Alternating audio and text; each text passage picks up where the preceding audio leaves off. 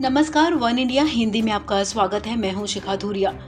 हाल ही में राज्यसभा से रिटायर हुए कांग्रेस नेता गुलाम नबी आजाद इन दिनों चर्चा में हैं। संसद में जिस तरह पीएम मोदी उनकी तारीफ करते हुए भावुक हो गए और फिर आजाद की आंखें भी नम हो गई। दोनों के रिश्ते को लेकर काफी बातें हो रही हैं। गुलाम नबी आजाद ने एक टीवी इंटरव्यू में बताया कि पीएम मोदी के साथ उनका नाता कितना पुराना रहा है। हालांकि आजाद ने ये भी कहा कि वो पक्के कांग्रेसी हैं, मरते दम तक कांग्रेस में ही रहेंगे। उन्होंने कांग्रेस के संगठन को भी कमजोर बताया।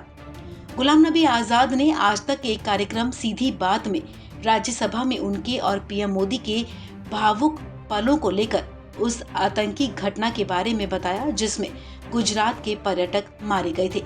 खास बातचीत में आजाद ने कहा कि प्रधानमंत्री नरेंद्र मोदी ने मेरे लिए बहुत अच्छे शब्दों में बोला है।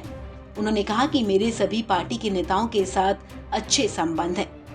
गुलाम नबी आजाद ने कहा कि जब पीएम मोदी सदन में भावुक हुए तब मेरी आंखों में भी आंसू आ गए। उन्होंने आगे कहा कि पीएम मोदी बताना चाहते थे कि आजाद सदन में लड़ाई भी करता है और जब कश्मीर में गुजरात के लोग मारे गए थे तब भी आजाद रोया था। क्या पीएम मोदी की तरफ से तारीफ किए जाने से उन्हें पार्टी में नुकसान होगा? इस सवाल के जवाब में गुलाम नबी आजाद ने कहा, मैं उसकी परवाह नहीं करता। ये बहुत भावुक चीज है। ये पूछे जाने पर कि पार्टी में कुछ लोगों को तो ये खटका होगा, तब आजाद ने कहा, छोटे लोग हैं तो मैं क्या करूं।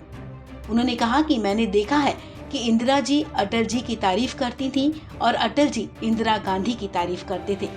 गुलाम नबी आजाद ने कहा कि संजय गांधी ने अटल के खिलाफ बोला था और अटल जी ने संजय के लिए अच्छी बातें कही थी। उन्होंने कहा कि मैं इस तरह के नेताओं को मिस करता हूं। मोदी के साथ टीवी डिबेट में जाने और साथ चाय पीने के दौर को याद करते हुए गुलाम नबी आजाद ने कहा, मैं मोदी जी को आज से नहीं जानता।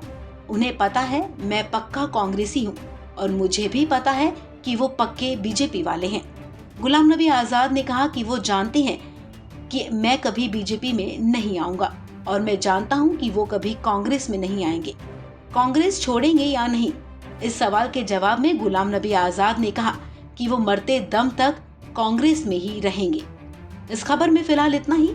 तमाम अपडेट्स के लिए आप बने रहिए वन इंडिया हिंदी के साथ।